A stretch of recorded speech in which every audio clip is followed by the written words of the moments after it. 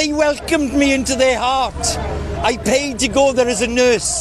They beat me in the desert for feeding starving Islamic children. يحكي للناس في أوروبا إنه أجا عشان يدافع عن الأطفال والمسلمين. Where is your qalb? Where is your heart? خلف الحراسة دوما مستعرضا قوتك، تبدي مظاهر عز تخفي بها ذلتك. سلاح جيشك درع تحمي به عصبتك، مع العدو كليل لكن بشعبي فتك. سواد قلبك باد فاصبغ به شيبتك. هذه الجموع يقينا ما جددت بيعتك. And with your brothers and sisters in Palestine. خلص للأسف. قافلة الصمود. قافلة الصمود عامل جدل واسع. أينما تصل قافلة الصمود ويتم إيقافها فتلك حدود إسرائيل الحقيقية. هنا قافلة جاية بر، قافلة جاية جو، قال من أجل غزة. ووصلوا النهارده لغاية الإسماعيلية. بعت ميليشيات تضربهم علشان ما يبقاش في بقى ضباط شرطة وضباط جيش بيضربوهم. بتقبض على الفرنسيين، بتقبض على الجزائريين، بتقبض على الجميع لعدم الوصول لمعبر رفح.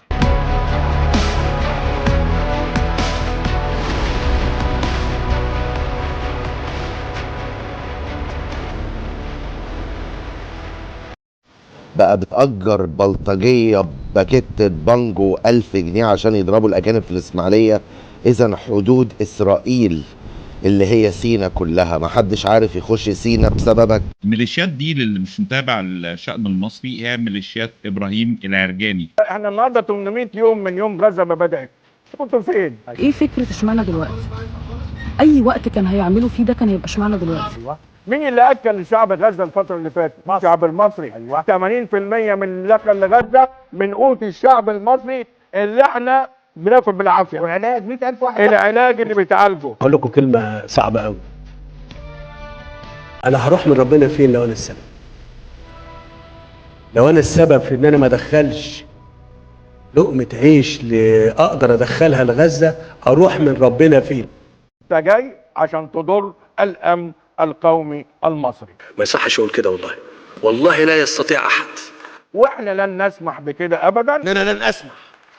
والله العظيم لن أسمح. مش عاوز اتهم حد. مين اللي دافع الكلام ده يا أحمد؟ مين اللي دافع؟ احذروا. وأنت فاهم؟ ليه في ترتيبة؟ طبعا ليه؟ يعني الموضوع فيه هدف وراه. طبعا. جاي 30 يونيو. مظبوط. ايه في ايه يا احمد؟ لكن الفيديو بيقول ان الشاب الاجنبي ده اللي هو مش مسلم ولا حاجه واقف قدام عساكر مصريين مسلمين عرب هم جيران غزه، بيتوسل اليهم وبيرجوهم وبيعيط، بيقول لهم اخواتكم في الانسانيه، اخواتكم في الاسلام، الام هناك مش عارفه ترضع ابنها الرضيع. For humanity and for love, stand with your brothers and sisters in Palestine. خلص للأسف. I have never seen or experienced anything like it, please. I beg you, I'll go onto my knees and I will beg you. عيط ويقول لهم احترموا الإنسانية، احترموا الدين، احترموا الأخلاق، احترموا إن في إبادة جماعية بتحصل، انتوا ربكم هيسألكوا انتوا فين من الكلام ده. أنا لا يمكن كنت أتخيل إن انتوا هتمنعونا نوصل فلسطين، احنا عايزين نوصل هناك، سيبونا نعدي، سيبونا نوصل. وبعدين عمل مشهد غريب جدا وهو بيعيط، نزل على ركبه. You don't have to follow the orders. Please, I'll go on my knees and I will beg you. Allow us to march to Palestine. Please, you've got to listen to me. لأنه بيتوسل إليهم يعني قدام العساكر المصري، فبدأ يبكي ويقول لهم لازم تخلوني أعدي، لازم تخلوني أمر، لازم تخلوني أتحرك. انتوا اللي بتعملوه ده غلط والكلام ده كله. Şu anda barışçıl bir şekilde eylem yapan aktivistlerin üzerine bakın. Mısır kolu kuvvetleri ilerliyor ve şu anda çevremizi abluka altına alacaklar. Bu manzarayı, şu tarihi manzarayı unutmayın. Burada İsrail'in askerleri değil bunlar, Mısır'ın askerleri.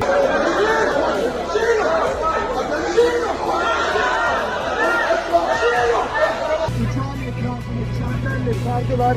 Bakın, hepsi Mısır'ın askerleri. Bizi bir terörist gibi ülkeden zorla deport ediyorlar. Bu tarihi anları yazacak التاريخ. ألا يكفي، يعني سأتناول بعض الجوانب، ألا يكفي الأمة العربية مهانة وذل تعيش بسبب العسكر؟ انا مش هسمح لك تقول العسكر تاني بصراحه كده. لا طبعا. الكلمه دي غير مقبوله على جيش مصر بالمناسبه. هل نحن بحاجه الى مزيد من القهر والذل والعبوديه بسبب العسكر؟ بسبب العسكر. لا العسكر مش كده.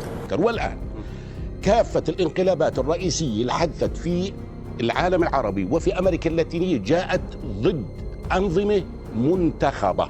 الحدود بيننا وبين غزة نعم يحكمها في المقام الأول ما بيننا وبين الفلسطينيين اللي موجودين في غزة، وبالتالي فتح الحدود من أجل التجارة والتواصل والغذاء والدواء والمساعدة للفلسطينيين، وفتح متنفس للمرضى يتعالجوا وللطلاب يتعلموا وللنسب والأسر تروح وتيجي وللزواج زي ما طول عمره موجود.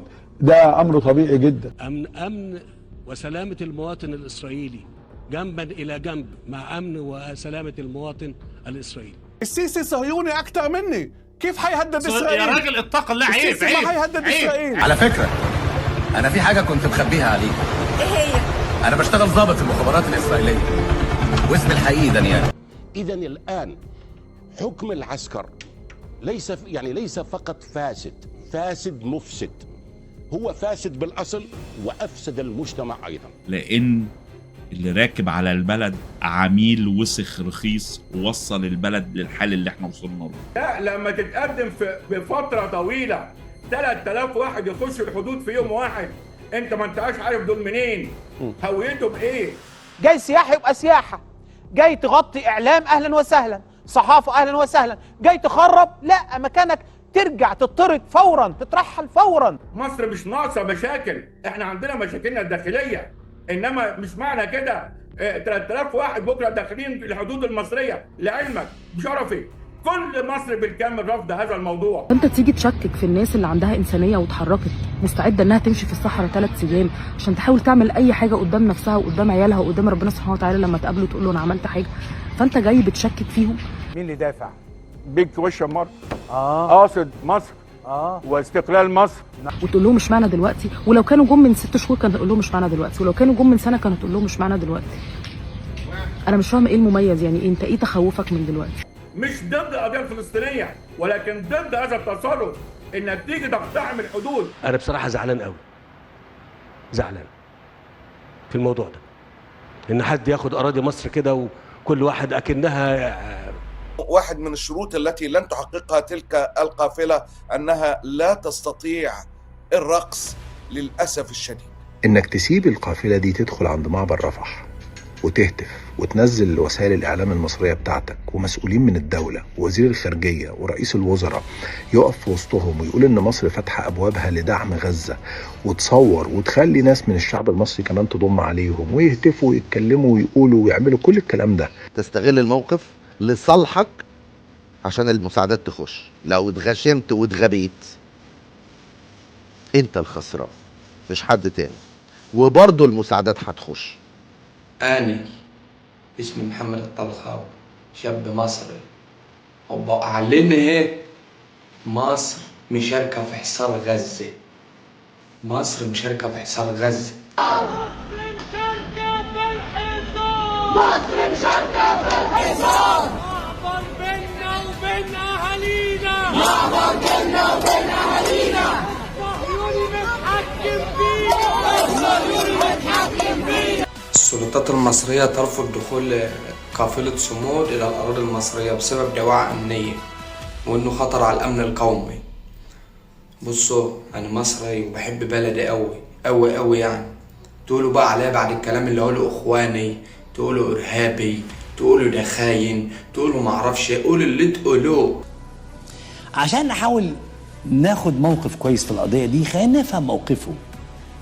الموقف المصري اللي هو بهدلة النشطاء دول ومرمطتهم وتسليط الوطنيين الشرفاء عليهم، وبقت فضيحتنا دولية. أنا مش هنافق، أنا مانيش هعمل زي الأوساخ اللي بيطلعوا يقولوا لك بلدي أولا، مصلحة بلدي أولا، إحنا مش هنحارب لحد. بلدك على حساب دم طفل مسلم بدافع عن دينه، بدافع عن مصر الرسول اللي هو اصلا ما هوش بتاعه ولا ملزوم منه انه يدافع عنه لوحده. مسألة الهجوم المستمر على المجلس العسكري،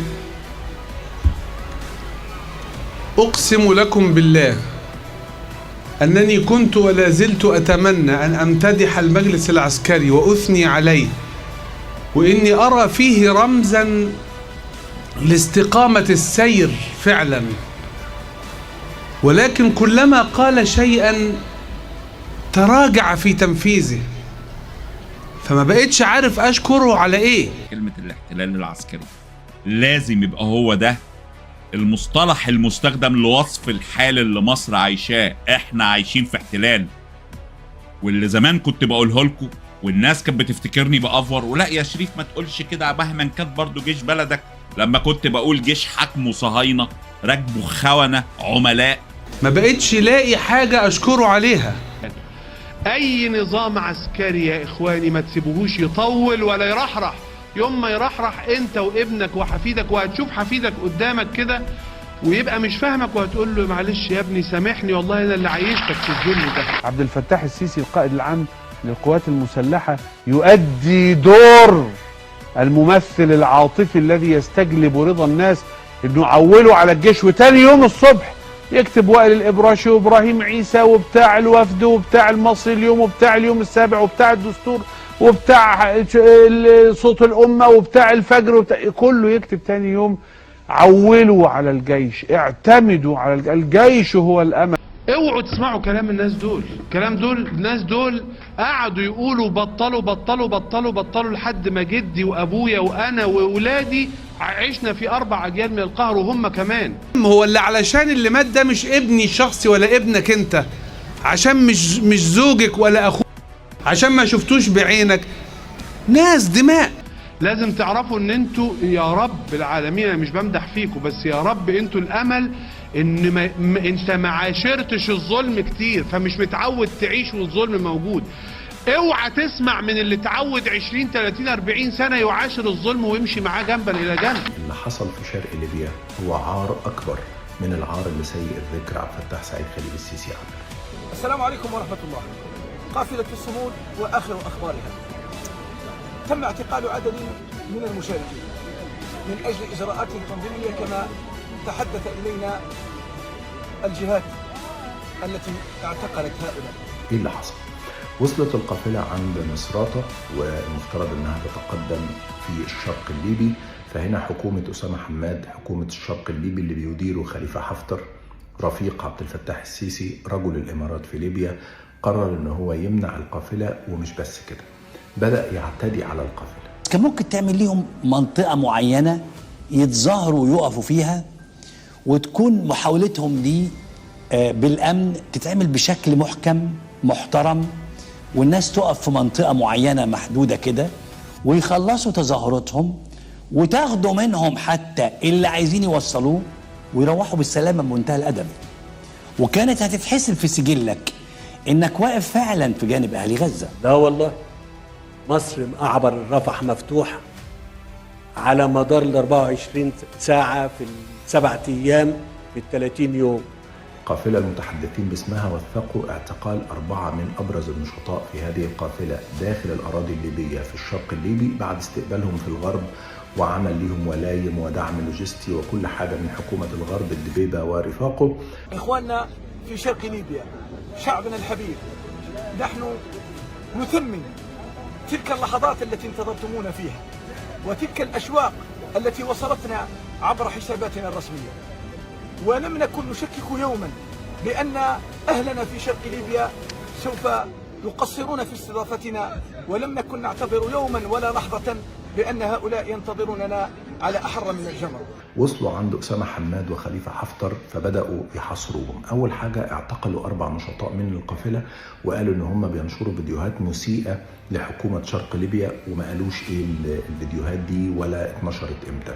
المشير خليفة حفتر خدوا موقف واضح جدا إن هم مش هيعدوه. المسيرة اللي جاية من دول المغرب العربي قررت الإدارة في ليبيا إن هم ما يعدوش. ليه؟ الحدود المصرية. النقطة الثانية منعوهم من التواصل معهم تماما. النقطة الثالثة حصروا القافلة على الأرض كده، منعوا عنهم الأكل والشرب والدواء، وقطع عنهم الإنترنت والاتصالات. لا مشكلة لنا ولا عداء لنا لأحد. أهلنا في شرق ليبيا وأهلنا في غرب ليبيا وشعبنا الليبي بأسره، لا شرقا ولا غربا. نحن نريد شعوبا موحدة. هذه هي رسالة قافلة الصمود. نحن نثمن كل الرسائل الإيجابية التي وصلتنا. نحن لا نعتبر أن الشعب الليبي ولا أحد في الشعب الليبي شرقا ولا غربا كان ضد قافلة الصمود. رواية نشطاء من المغرب والجزائر تقول أن السلطات احتجزتهم فور وصولهم بمطار القاهرة بسبب رغبتهم بالوصول إلى غزة وربما الانضمام إلى قافلة الصمود. تأتي رحلات ناس جايين سياحة، أهلا وسهلا. ناس جايين صحفيين، أهلا وسهلا. ناس جايين يغطوا مش عارف ايه مصر ومصر اهلا وسهلا. بتذكرة مطابقة والتأشيرة موجودة وكل شيء على ما يرام. احتجزونا لمدة فوق 3 ساعات. كانت ظروف الاحتجاز فيها كثير من الإرهاب النفسي يعني، وحتى ظروف الإرجاع يعني كانت غير ملائمة. بلدنا بلد يعني اللي بياخد تأشيرة بيتفضل أهلا وسهلا، يعني نقولش لا احنا بنديله تأشيرة فيدخل بلدنا، لكن حدش معاه تأشيرة ويدخل بلدنا لا طبعا. في المطار تاع القاهرة خزونا ما خلوناش نخرجوا باش ما نشاركوش في غزة، وهذا شرف لينا انه رانا هنا ورانا حاصلين ومو باش نحسوا بخوفنا. المهم هذه القضية دايما كاين شكون ينصرها. لا السند لا ما تقوليش 300 400. هو في مبدأ حطيته مصر ان احنا لا نسمح بهذه المسيرة. كانوا 300 400 ده مبدأ، مش هقعد افلي ده. طيب يعني تصر قافلة الصمود على مواصلة طريقها. فبعد انطلاقها مشاهدينا من تونس قبل أيام اجتازت الحدود ومرت مدن ليبية عدة، وقد وصلت وفق آخر التحديثات إلى مدينة مصراتة، وتنوي من مصراتة الانطلاق إلى بنغازي. يقول المنظمون إنهم عازمون على الاستمرار قدر الإمكان وفق خط سير أعلنوا عنه سابقا. ستسير هذه الرحلة باتجاه الحدود طبعا المصرية. بني الطغيان على 5: تقديم الذيل على الرأس، تخدير الحاضر بالأمس، توزيع الخوف مع اليأس، تقديس الشرطة والعس، وبقاء الجحش على الكرسي.